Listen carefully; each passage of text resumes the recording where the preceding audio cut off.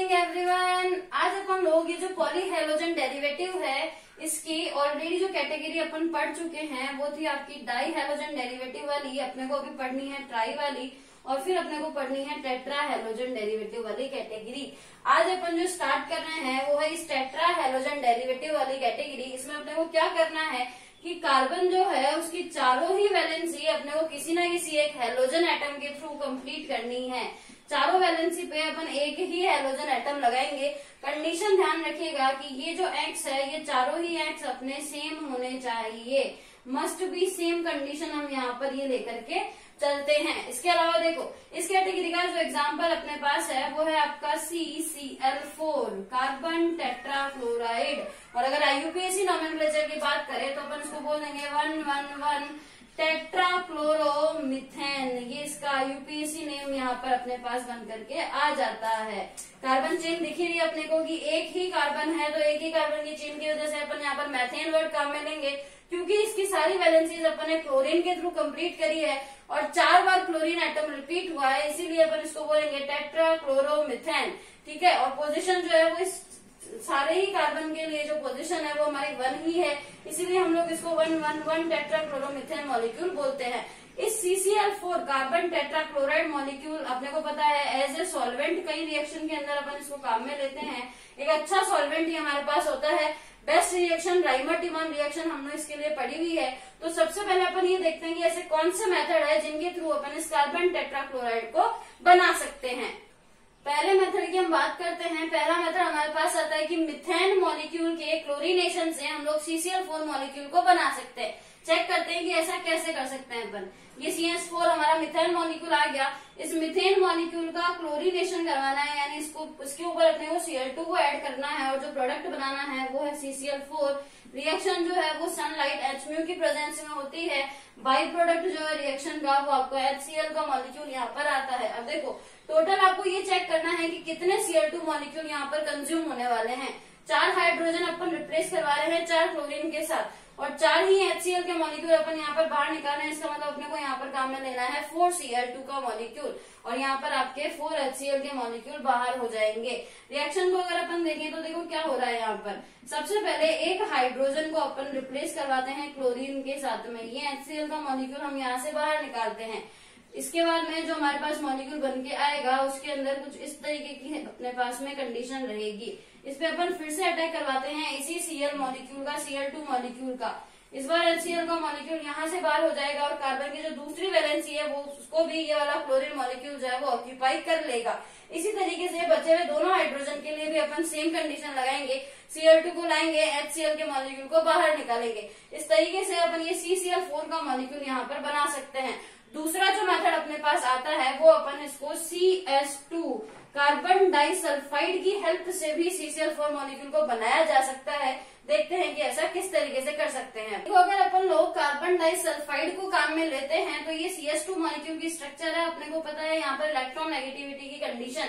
यहाँ से देखो क्लोरीन एटम है, यहाँ बॉन्ड की इलेक्ट्रॉन ये सल्फर लेकर के जाएगा, इस पे नेगेटिव चार्ज आएगा और ये जो क्लोरीन है अपना वो कार्बन के ऊपर जाकर के जुड़ जाएगा। अपन इसकी चारों वैलेंसी जो इसने 2 सिग्मा बॉन्ड और 2 पाई बॉन्ड बनाए हुए हैं, टोटल कार्बन ने जो 4 बॉन्ड बनाए हुए हैं ये ब्रेक करेंगे और यहाँ से क्लोरीन को सब्स्टिट्यूट कर देंगे इस सल्फर के साथ में, जिससे अपने पास कार्बन टेट्राक्लोराइड का मॉलिक्यूल बन करके आ जाएगा। रिएक्शन का जो बाई प्रोडक्ट है H2Cl2 इसके ऊपर अपन फिर से CS2 का ही अटैक करवाते हैं और यहाँ पर अपन इसके 2 मॉलिक्यूल काम में लेते हैं। इसका अटैक करवाने से फिर से कार्बन टेट्राक्लोराइड अपने पास बन करके आ जाता है और ये सल्फर यहाँ पर फ्री हो जाता है। देखो फ्री स्टेट के अंदर अपने पास यहाँ पर सल्फर आ रहा है तो फ्री स्टेट के अंदर सल्फर मिलने के कारण रिएक्शन अपनी इम्पोर्टेंट हो जाती है।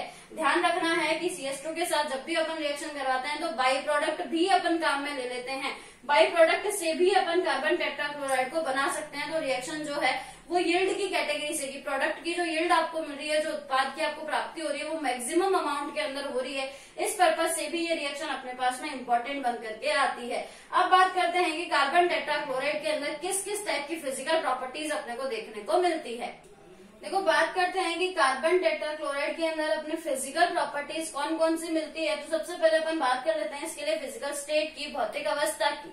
भौतिक अवस्था की अगर बात की जाए तो ये कलरलेस यानी कि रंगहीन, स्वेट स्मेलिंग यानी कि मीठे गंध वाले लिक्विड द्रव होते हैं। मीठे गंध वाले रंगहीन द्रव हमारे ये पाए जाते हैं। द्रव अवस्था में लिक्विड है, इसीलिए तो सॉल्वेंट की फॉर्मेट में अपन इसको काम में लेते हैं ना। ढेर सारी रिएक्शन के अंदर अपन CCl4 को एज ए सॉल्वेंट काम में लेते हैं, और अगर किसी को एज ए सॉल्वेंट काम में ले रहे हैं तो वो डेफिनेटली आपके पास लिक्विड स्टेट के अंदर होगा, और ये हमारे पास में लिक्विड स्टेट के अंदर ही मिलते हैं। सेकंड कैटेगरी अपन बात करते हैं इनकी डेंसिटी की, तो बात आती है कि ये वाटर से ज्यादा हैवी होते हैं। याद रखना कि कार्बन टेट्राक्लोराइड, कार्बन के अलावा अपन ने इसके जो डाई हैलाइड्स पढ़े थे ज़ैमिनल और विसिनिल, वो दोनों भी वाटर से ज्यादा हैवी थे, तो इनकी डेंसिटी सबकी वाटर से ज्यादा हैवी है। उसके बाद देखो ये कौन से सॉल्वेंट के अंदर घुलते हैं, अगर इनको अपन घोलेंगे तो ये ऑर्गेनिक सॉल्वेंट के अंदर आपके डिजोल्व हो जाएंगे, सॉल्युबल होंगे। उसके बाद बात करते हैं अगर अपन CCl4 मॉलिक्यूल की, तो देखो ये CCl4 का हमारा मॉलिक्यूल है, इसके सारे क्लोरीन हमने कुछ इस तरीके से अटैच किए हुए हैं। टेट्राहेड्रल ज्योमेट्री है, क्योंकि इस कार्बन का अगर अपन हाइब्रिडाइजेशन निकालें तो वो sp3 है। sp3 का मतलब उसकी ज्योमेट्री हो गई आपके पास में TD, तो ये आपका टेट्राहेड्रल मॉलिक्यूल यहाँ पर बन करके आता है। और अगर आप बात करो इसके डाइपोल मोमेंट की म्यू, अपने को पता है डायरेक्शनल प्रॉपर्टी है, ये कार्बन क्लोरीन बॉन्ड के इलेक्ट्रॉन ऊपर की तरफ खींचेगा, ये कार्बन क्लोरीन नीचे की तरफ खींचेगा, तो इनका जो रिजल्टेंट जाएगा वो 0 आएगा। सेम वे अगर आप इसका देखो तो इसका इस डायरेक्शन में लग रहा है और इस क्लोरीन का इस डायरेक्शन में लग रहा है, रिजल्टेंट देख लेना 0 आएगा। तो कार्बन टेट्राक्लोराइड जो मॉलिक्यूल हमारे पास में आता है, इसका टेट्राहेड्रल ज्योमेट्री होने के कारण, TD ज्योमेट्री को रखने के कारण इसका डाइपोल मोमेंट हमारे पास में 0 बन करके आता है। ये बात हो चुकी है फिजिकल प्रॉपर्टीज की। अब बात करते हैं इनकी केमिकल प्रॉपर्टी और केमिकल रिएक्शंस की। रासायनिक अभिक्रियाओं में जो पहली अभिक्रिया हम पढ़ रहे हैं वो है रिडक्शन यानी कि अपचयन अभिक्रिया। अपचयन अभिक्रिया में क्या करना है, CCl4 का अपचयन करवाना है, यानी कि इसको हाइड्रोजन दे दो। हाइड्रोजन देने से क्या होगा, देखो CCl4 में अगर आप एक हाइड्रोजन को ऐड करना चाहते हो तो साइमल्टेनियसली एक क्लोरीन को बाहर भी निकालोगे, और कोई भी अपनी फ्री स्टेट के अंदर स्टेबल तो होता नहीं है, तो क्या करेंगे, वो जो क्लोरीन है उस क्लोरीन को भी एक हाइड्रोजन देना पड़ेगा, यानी ओवरऑल रिएक्शन के अंदर अपने 2 हाइड्रोजन कंज्यूम होंगे और दोनों हाइड्रोजन जाकर के इससे अटैच होंगे, तो एक क्लोरीन के बाहर निकलने से तो आपका बन जाएगा CHCl3, यानी कि क्लोरोफॉर्म का मॉलिक्यूल। क्लोरोफॉर्म को एक बार ढंग से गौर से देखो, 3 अपन ने यहाँ पर क्लोरीन एटम जोड़े हुए हैं, यानी कि क्लोरोफॉर्म आपका एक ट्राई हेलो डेरिवेटिव है। ट्राई हेलो डेरिवेटिव के अंदर एक स्पेशल केस अपने पास आएगा क्लोरोफॉर्म, आइडोफॉर्म, ब्रोमोफॉर्म जैसा, जो इम्पोर्टेंट भी होता है, तो ये अपन जल्द ही अगले वीडियो लेक्चर के अंदर डिस्कस करने वाले हैं। बाय प्रोडक्ट रिएक्शन का HCl, बिकॉज एक जो क्लोरीन यहाँ से रिप्लेस हुआ है वो यहाँ से हाइड्रोजन लेकर के HCl का मॉलिक्यूल बाहर निकलता है। रिड्यूसिंग एजेंट ध्यान रखना, रिड्यूसिंग एजेंट आपके पास आयरन की प्रेजेंस में वाटर है। देखो रिएक्शन विद HF अगर अपन करवाते हैं हाइड्रोजन फ्लोराइड के साथ में रिएक्शन, तो हाइड्रोजन फ्लोराइड के साथ रिएक्शन से क्या होगा, फ्लोरीन आपका एंटर कर जाता है और क्लोरीन का मॉलिक्यूल बाहर निकल जाता है। 2 क्लोरीन के मॉलिक्यूल बाहर निकलने से 2HCl का मॉलिक्यूल यहाँ पर बाहर निकलता है, और CFC क्लोरोफ्लोरोकार्बन, जिनको अपन फ्रेऑन बोलते हैं, ये यहाँ पर अपने पास बन करके आते हैं।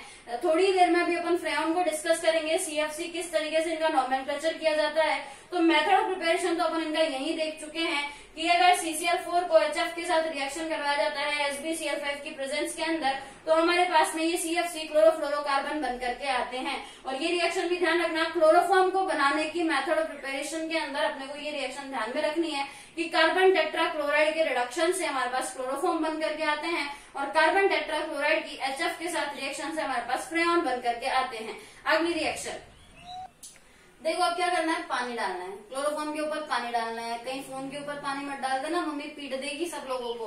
तो पानी किस पे डालना है आपको, क्लोरोफॉर्म के ऊपर। ये जो हमारा कार्बन टेट्राक्लोराइड है इसके ऊपर पानी डालना है। कार्बन टेट्राक्लोराइड के ऊपर पानी डाल रहे हैं अपन, वो भी KOH डाल रहे हैं अपन यहाँ पर। तो देखो क्या करना है, ये आपका KOH का मॉलिक्यूल, ये KCl का मॉलिक्यूल यहाँ से बाहर जाएगा, और ये जो OH है वो आपका इस कार्बन पे जाकर के कनेक्ट हो जाएगा। यही कंडीशन अपन इस क्लोरीन के साथ भी करेंगे, इसके साथ भी करेंगे और इसके साथ भी करेंगे। तो चारों जो क्लोरीन एटम है हमारे, वो आपके रिप्लेस हो जाएंगे हाइड्रोक्साइड से। OH ग्रुप हमारा इस कार्बन के ऊपर आ जाएगा। अपन जानते हैं एक कार्बन के ऊपर 2 OH ग्रुप स्टेबल नहीं होते हैं, तो यहाँ से क्या होने वाला है, पानी वापस बाहर निकलेगा। डिहाइड्रेशन यहाँ पर अपन करवाने वाले हैं। ये H2O का मॉलिक्यूल अपन यहाँ से बाहर निकालेंगे।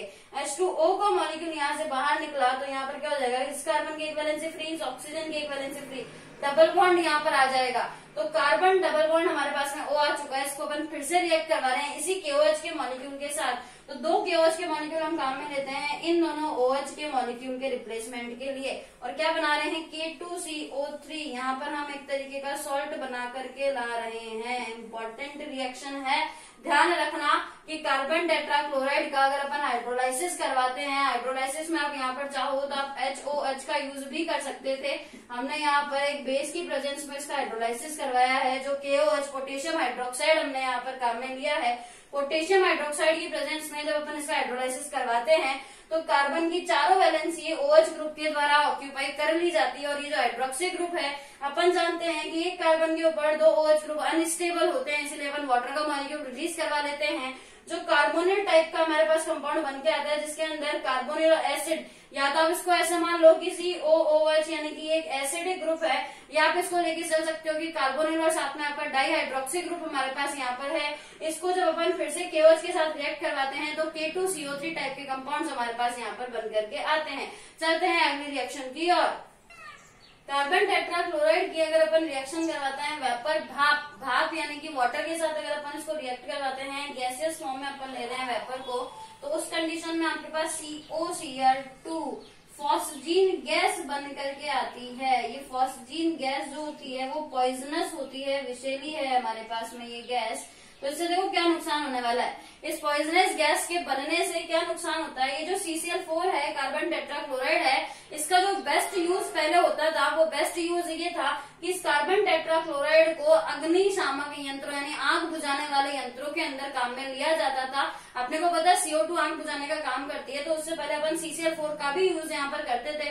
पर दिक्कत क्या होती थी, आग बुझाओगे वेपर बनेगी, वो जो वेपर है वो CCl4 के साथ रिएक्ट करके ये COCl2 ये गैस बना लेती है, फॉस्जीन गैस यहाँ पर बना लेती है। तो फॉस्जीन गैस बनने के कारण ये, क्योंकि अपने पास में विषैली गैस है, पॉइजनस गैस है, इसलिए इसका यूज बंद कर दिया गया अग्निशामक यंत्रों के अंदर, और अब केवल CO2 का यूज यहाँ पर किया जाता है। तो इसका एक डीमेरिट रहा है कि CCl4 अगर वेपर के साथ रिएक्ट कर लेती है तो फॉस्जीन नामक एक विषैली पॉइजनस गैस बनाती है, जो हमारे लिए अच्छी नहीं होती है। हमारे लिए ये जो प्राण अपने जो अपने को मारने के काम में आती है ये वाली गैस, इसलिए इस रिएक्शन को अपन यहाँ पर काम में नहीं लेते हैं।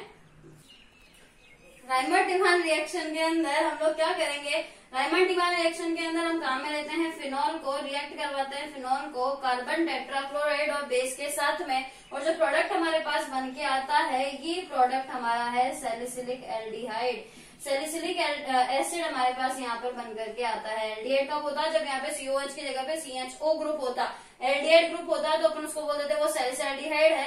एसिड बन के आ रहा है तो अपन बोल रहे हैं कि ये सैलिसिलिक एसिड है। ये सेम रिएक्शन अपन क्लोरोफॉर्म के साथ भी पढ़ेंगे। अगर इस CCl4 कार्बन टेट्राक्लोराइड की जगह पर CHCl3 ले लिया जाता है तो उस कंडीशन में तो आपका एल्डिहाइड सैलिसल्डिहाइड बन करके आता है, जबकि कार्बन टेट्राक्लोराइड लेने पर सैलिसिलिक एसिड हमारे पास एज ए प्रोडक्ट बन करके आता है। रिएक्शन इंपॉर्टेंट इसलिए होती है क्योंकि यहाँ पर कार्बीन इंटरमीडिएट हमारा बनता है, क्लोरोकार्बीन CCl2 क्लोरोकार्बीन इंटरमीडिएट रिएक्शन के अंदर बनकर के आता है, इसलिए इंपॉर्टेंट रिएक्शन है। नेम्ड रिएक्शन 12th के पॉइंट ऑफ व्यू से भी इम्पोर्टेंट है, BSc के पॉइंट ऑफ व्यू से भी इम्पोर्टेंट है।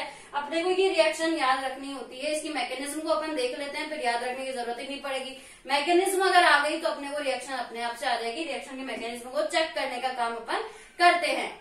अगर अपन देखें तो अपने को पता है फिनॉल हमारा एक एसिड होता है, और रिएक्शन में हमने बेस काम में लिया है पोटेशियम हाइड्रोक्साइड। तो एसिड और बेस रिएक्शन से सबसे पहले ये वाटर का मॉलिक्यूल रिलीज होता है, H2O का मॉलिक्यूल बाहर जाता है और एक सॉल्ट बन करके आता है। इस सॉल्ट के अंदर देखोगी O- हमारे पास है फिनॉक्साइड आयन।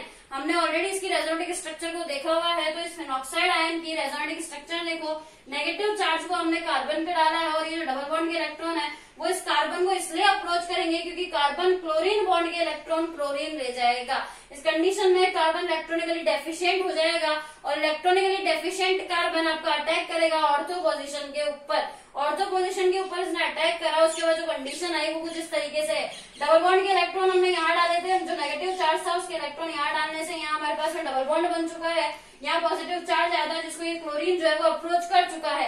अपन जानते हैं कि यहाँ हमने इस फिनॉल की एरोमेटिसिटी को हटाने का काम किया है और एरोमेटिक कंपाउंड अपनी स्टेबिलिटी को कभी भी नहीं खोते हैं, तो वापस से ही एरोमेटिसिटी जनरेट करने के लिए अपन एरोमेटाइजेशन का स्टेप करते हैं जिसमें डी प्रोटोनेशन करते हैं। यहाँ से ये H+ बाहर निकलता है और ये जो बॉन्ड के इलेक्ट्रॉन है वो वापस यहाँ आते हैं, यानी O पे नेगेटिव चार्ज यहाँ पर बन करके आता है।